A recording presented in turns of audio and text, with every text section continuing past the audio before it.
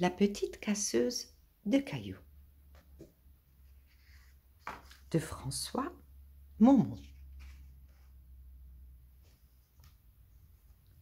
Les casseurs de cailloux sont en plein travail. Surveillés de près par les gardes du roi, ils cassent et concassent. Toute la journée, toute la semaine, toute l'année, toute leur vie. Au moindre signe de fatigue, les gardes crient. Alors les casseurs reprennent leur travail. Les petits cailloux sont emportés dans de gros camions, vers on ne sait où, pour on ne sait quoi.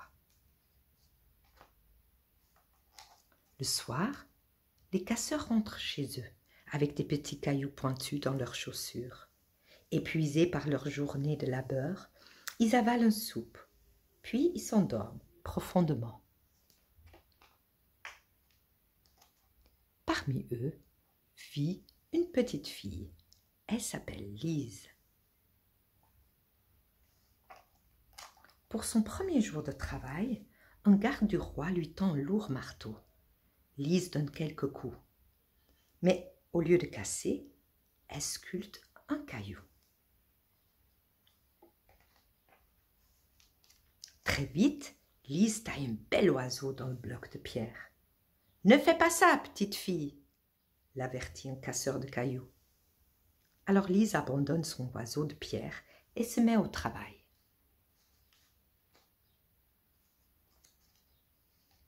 Les gardes ne tardent pas à découvrir la statue. Furieux, ils l'embarquent dans un gros camion avec les petits cailloux.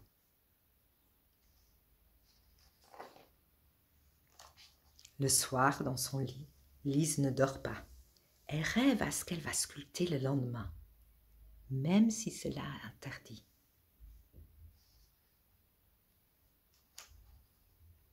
Le matin suivant, le travail reprend. Les casseurs cassent et concassent. Lise choisit sa pierre et commence à la tailler. « Viens avec moi !» lui ordonne un garde. Lise est amenée de force au château du roi. De longues allées de gravier entourent la forteresse. « Voilà à quoi servent les petits cailloux !» pense-t-elle.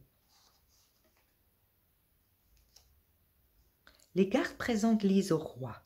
« Je veux la plus belle et la plus grande statue de moi-même, et qu'elle soit finie aujourd'hui, » exige le petit roi prétentieux. Le roi prend la pose. Le roc que Lise doit sculpter est gigantesque. Elle n'en a jamais vu d'aussi grand. Lise sculpte aussi vite qu'elle le peut. Son marteau lui fait très mal. Mais alors qu'elle s'apprête à donner les derniers coups, un petit oiseau se pose sur la main de la statue. La main se casse et tombe sur le roi. Lise et les gardes n'en croient pas leurs yeux. L'oiseau répand la nouvelle en chantant de toutes ses forces.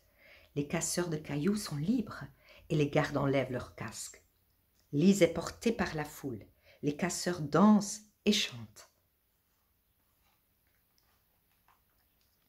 Dorénavant, les cailloux ne sont plus cassés, mais sculptés, et des arbres sont plantés. Et 100 ans plus tard, les statues et les arbres sont toujours là.